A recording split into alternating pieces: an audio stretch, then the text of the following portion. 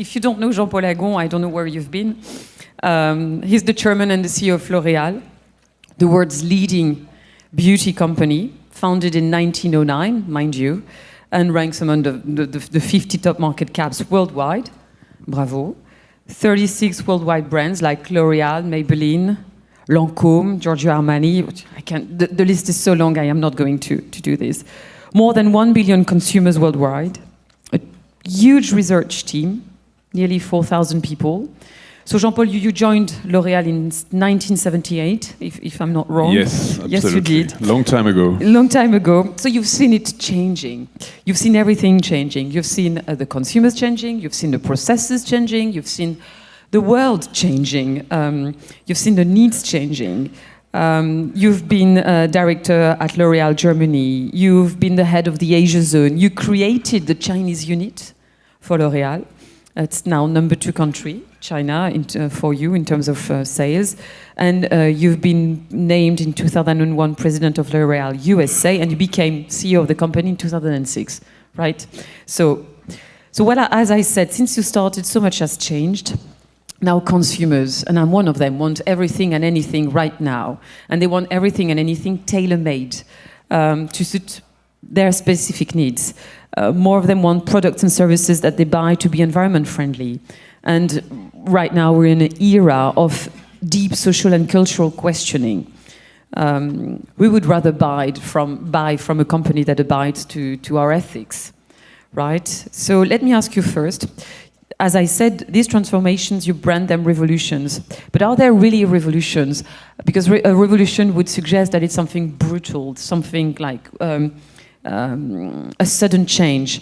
And I think actually what your company is being doing and under your leadership, actually, it's an ongoing process. You're embracing all these changes, not at a slow pace, but you're embracing them, and you are still facing headwinds, geopolitical tremors, and major uncertainties. So can we really talk about revolution, and then what prompted you to think that things need to change? And all right, so good morning, everyone. Thank you very much for having me today. Thank you, Géraldine, for your questions.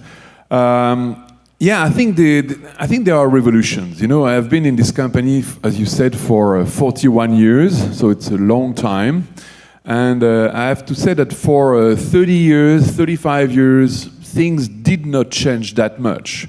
I even, had this thought 6-7 years ago that honestly I was a little bored because the world, the business world, and the way we were doing business 6-7 years ago was not that different from the way it was done when I joined the company in '78. And suddenly, many things change.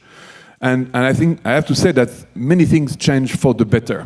So the technology change, the environment consciousness change, the ethics expectation change, everything change. And I think the good thing that we did at L'Oréal is that we saw it coming, I have to say, 10 years ago, just after the crisis. Maybe the crisis was a good moment of epiphany for us to see things that were coming, and we decided at L'Oréal that we wanted to be L'Oréal used to be the champion of financial performance, of growth, of profits, of dividends, of share price for many years, but we decided 7-8 years ago that we wanted also to be the champion of all these new elements that would become very important for the 21st century. So we embarked in all these revolutions. For example, in terms of ethics, when I came back from the US, I understood that ethics would become something very important. So we decided that we wanted to be exemplary, and thanks to the collective effort of the teams, we are now recognized as the #1 ethical company in the world by independent NGOs like Covalence, like Ethics Code, etc. In terms of sustainability, we thought that it was very important for the champion of beauty, obviously, to contribute to the beauty of the planet and to protect the planet. So we decided also that we wanted to be exemplary. So again, we embarked in a big program called Sharing Beauty with All, reinventing completely our research, our production, our supply chain, the way we do products, the way we create products, etc. And again, I'm very happy and proud that L'Oréal has been recognized by the Carbon Disclosure Project 3 years in a row as one of the most sustainable companies in the world. And as we are the only company to have been recognized 3 years in a row, you know, they said that we were the most sustainable company in the world. So that's nice too. In terms of, for example, in terms of gender equality, also, obviously, you know, when you are in a beauty company, women play a very important role, not only in terms of consumers, but also in terms of employees, teams, etc. So we thought that for us, gender equality was paramount.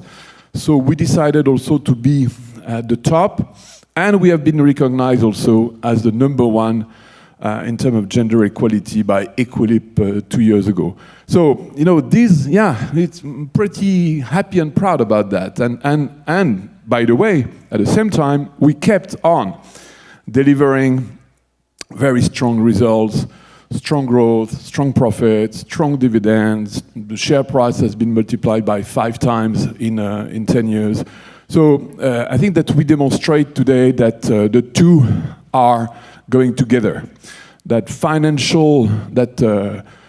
CSR performance goes together with financial performance, and that definitely there is not one against the other. So if it answers your question. Monsieur, you answered so many of my questions that are here in one go. So I'm glad I have many of them actually left. You said you had some sort of an epiphany, which is very interesting, but what about the other end, your consumers? Were they having the same epiphany? How is it, for instance, when you talk about your environmental effort? What are your largest difficulties? Is that actually convincing your consumers that you can be beautiful thanks to L'Oréal products, but with less plastic, less cotton, less water? And can you also, how did you do with your suppliers, for instance, on this one? Now, you know, we don't have too much difficulty with our consumers because the proof is the fact that we are growing every year faster than the market, which means that we are increasing our number of our market shares and our number of consumers around the world. As you said, we probably have today something around 1.2, 1.3 billion consumers around the world, and we are permanently attracting and loyalizing new consumers.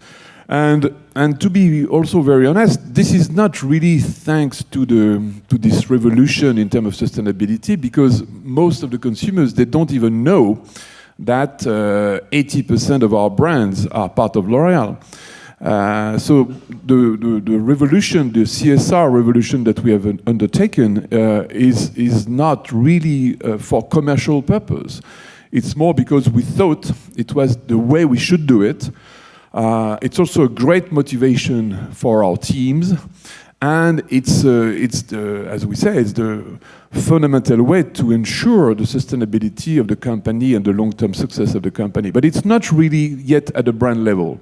The next step in the next few years will be to also to deploy that at the brand level, but today consumers don't really know.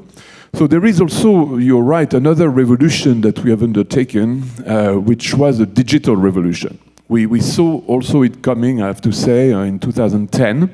It was a funny experience because in 2010 I realized that some kind of tsunami was coming, a digital tsunami that would change everything for a consumer good industry. And we declared 2010 the digital year for L'Oréal. And it was fun because at that time no one knew exactly what it meant, not even me. But it had a great, it was very useful because it was a great mobilization of energies, enthusiasm, curiosity about, okay, there is a new era coming, there is tsunami coming. So what is it? What will it be? How will it change our business? What should we do? How to get ready? And across the company, across all the brands, the countries, the teams, everyone started and wanted to be and was energized by this. Concretely speaking, so how is my mascara more digital now than it was 10 years ago? First, it is conceived with a lot of technology. For example, from the R&D is more and more digital. It's completely tech. It's tech-driven more and more. Operations in terms of factories, 3D printing. There is a lot of technology within the factories. The relationship with consumers, how they discover the mascara, if we talk about mascara, how they discover it is on the net, on the brand sites. They look at the rating and reviews. They can buy it on e-commerce. So all around the product is more and more tech, and the next step will be very probably in the years to come to have more and more real tech products. We have already some skincare that is tech oriented. We help consumers, for example, also to choose their mascara with some tech inventions. That's why we bought Modiface, for example, which is they are the champions in the world for virtual reality, augmented reality, and so it can help consumers to choose the right product for them. So for the moment it's all around the products, but definitely in the years to come the products will become tech, and that's why we have decided also as the new epiphany, if you want, that the future of beauty will be tech. So beauty will become beauty tech. Like finance is becoming fintech, or medicine is becoming medtech. That's normal, because the technology is revolutionizing every industry, and so we want to become the champion, the pioneers, and the leaders of the beauty tech world. And so this tech push is actually helping you being more environmental friendly, perhaps? Yeah, also because the two are going together. But there are also many other things that we have to do in order to be more environment friendly. I was listening to the debate before about environment, plastics, and everything. And for example, plastics will be a huge undertaking that we are starting now. We have committed that by 2025, 50% of all the plastic we'll use will be coming from recycled plastic, and that all our plastics will be either refillable, reusable, recyclable, or compostable. And we are really determined. And the same way we have been really determined on the previous targets, I think we'll be pretty exemplary on the plastic issue also.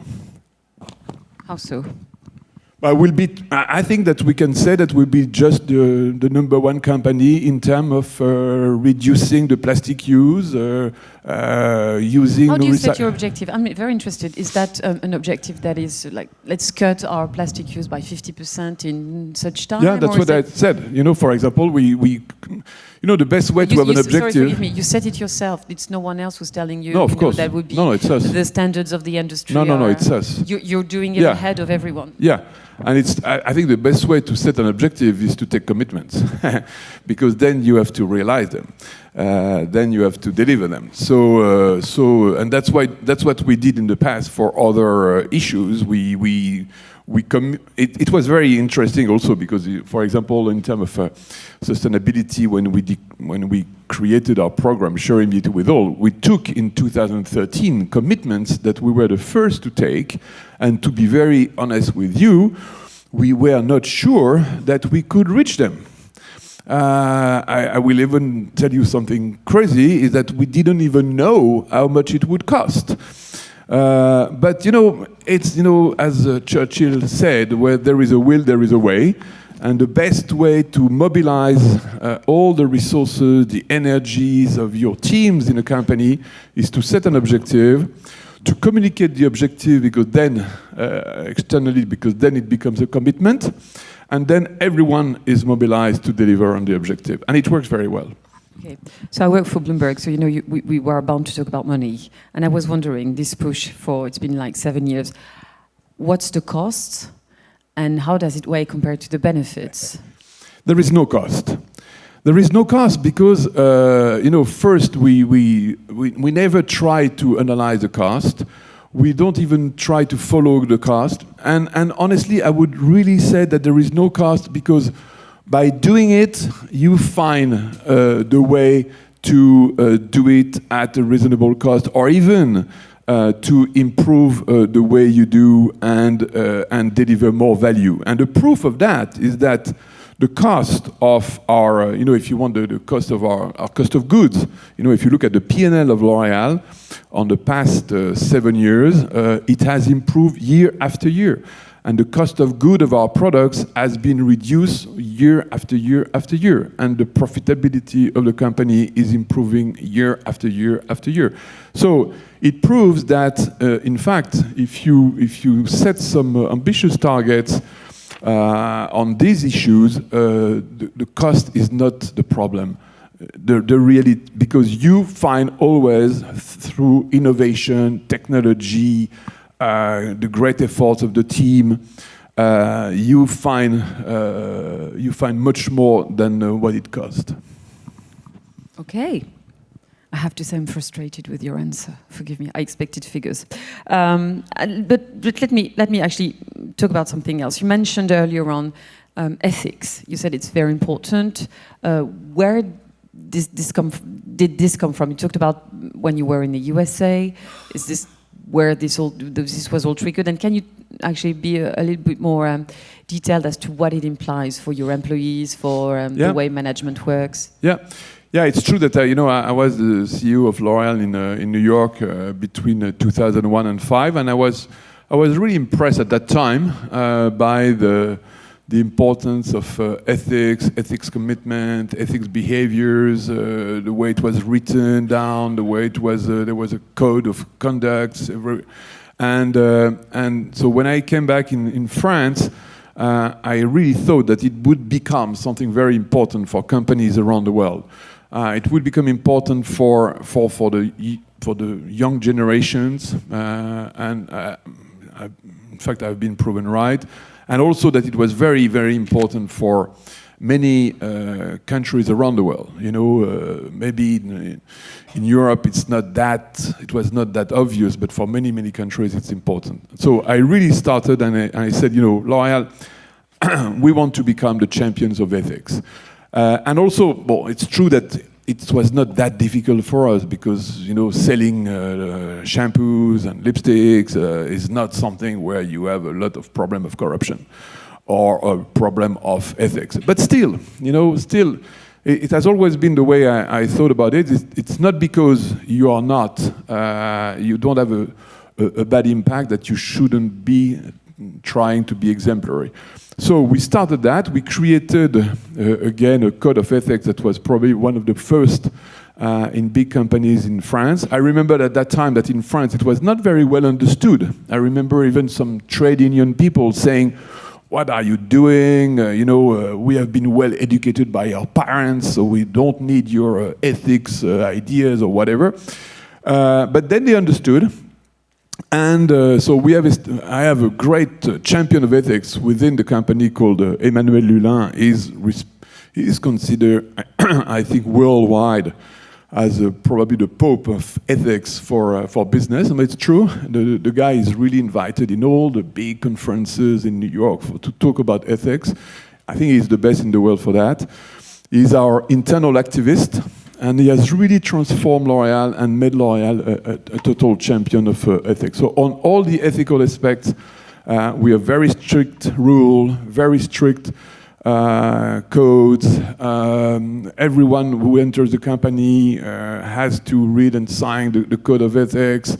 I do a web chat every year with the 80,000 employees about ethics, so anyone of the company can ask me any question about ethics cases, or so we really deployed very seriously.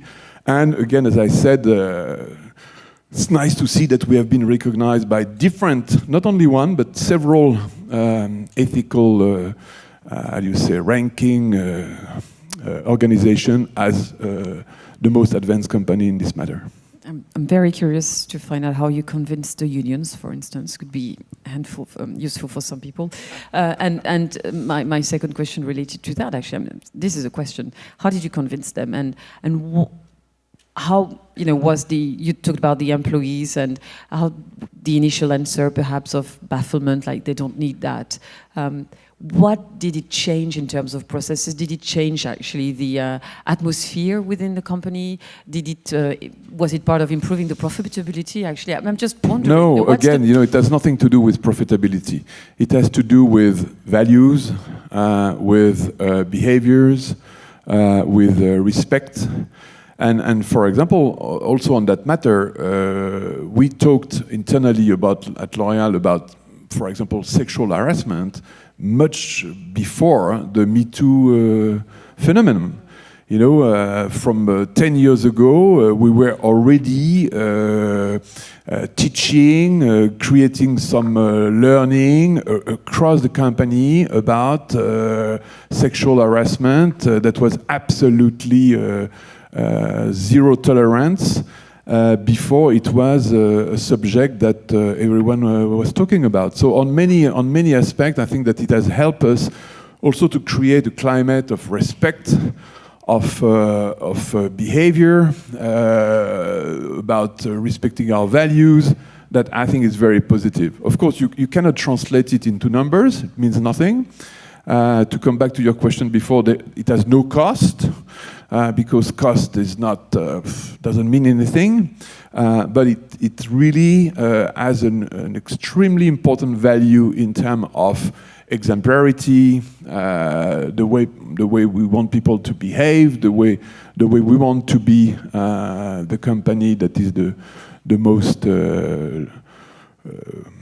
most ideal in this case. And so, is it over? Is the transformation over, it's or never what's going over. on? But tell me, looking forward, so what remains to be done? You said about how sometimes the end consumer is not aware of your environmental push, in terms of the ethical push. For example, no, you're right. This is a good topic. For example, even if we have delivered completely, for example, on this sustainability issue, environment issue, we have over-delivered compared to the commitments we had. For example, we had a commitment of reducing by 60% between 2005 and 2020 our carbon emission, and I think that we are already at minus 77%. Reduction of water, reduction of waste, etc., etc. So we have been, I think, pretty good at delivering what we wanted and what we said. But we have to be conscious, and we are honest about it, that it was the easiest part. Because the easiest part is what we call the scope 1 and 2. Scope 1 and 2 is what the company really produces itself in terms of impact. It is your energy consumption, it is your use of water or emission of carbons within your plants, your supply chain, your offices, etc. The next step will be the scope 3, which is what is created by the use of your products by consumers. And as you can imagine, having 1.2 or 1.3 billion consumers all around the world, this is a much ambitious objective. So we are working on that. We are working on reinventing completely our products, reinventing, as we said before, the packagings, reinventing also the formulation, for example, creating shampoos that for which you need much less water than before. In all aspects, even transportation. So this is the big next project, and it will be more difficult because then we come back to what you said. We need also to convince consumers to change their behaviors. And it's not that easy. You know, if you ask people around the world, are you in favor of protecting the planet? They all say yes. And when you put on the shelves different products, and some of the products are more environment friendly, but maybe a bit less pleasant to use, they don't buy it. So that's our job now, to create products that in terms of efficacy, pleasure, satisfaction are absolutely at the same level than the products before, but that are absolutely perfect for environment. So what can you do to convince the consumers? I mean, but just as I said, you know, the best way to convince the consumers is not to impose them a trade-off. You know, if I create a shampoo that is as good, as pleasant, with the same pleasant fragrance, with the same foam, with the same everything, but that needs 1 liter of water rather than 5 or 6 to be washed off, then I do my job, because the consumers will not see that as a trade-off. And so they will be ready. And by the way, we probably will not even ask them. We will replace the shampoos by these new shampoos.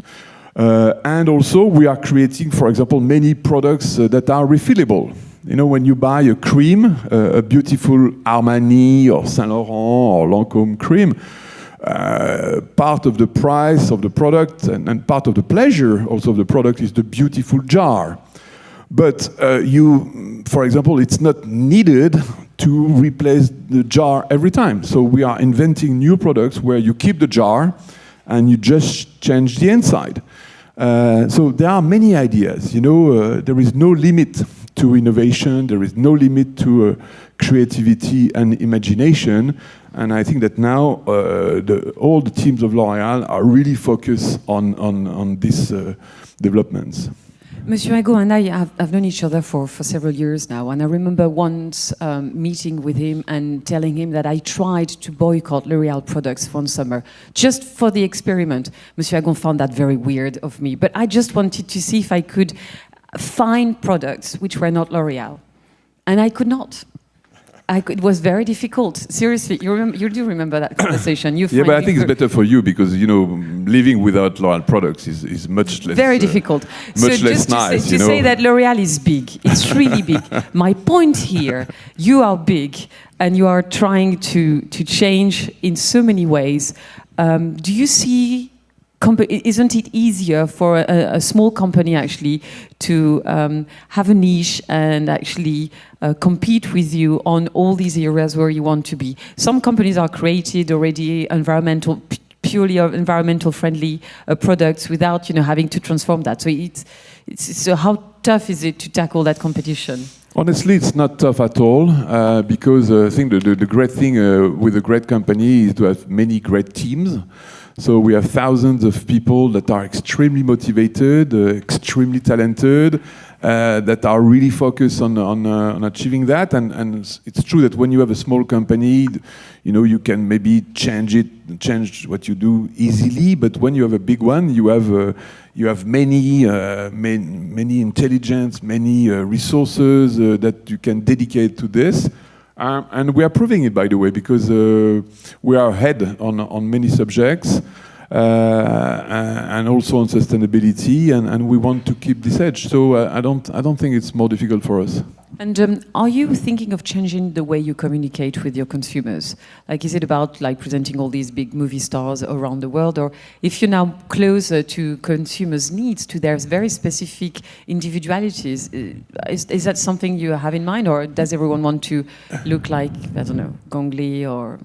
But you know, maybe you don't know, all of you in the room, but as you said, L'Oréal has many brands, including some brands that communicate very differently from the L'Oréal Paris brand. You know, you have La Roche-Posay, you have Vichy, you have L'Oréal Professionnel, you have SkinCeuticals, so Maybelline. So you have, there is not one way to communicate. In fact, each brand has its own way to communicate. So we know we all know L'Oréal for the L'Oréal brand, but the L'Oréal brand is only 20% of the total L'Oréal group.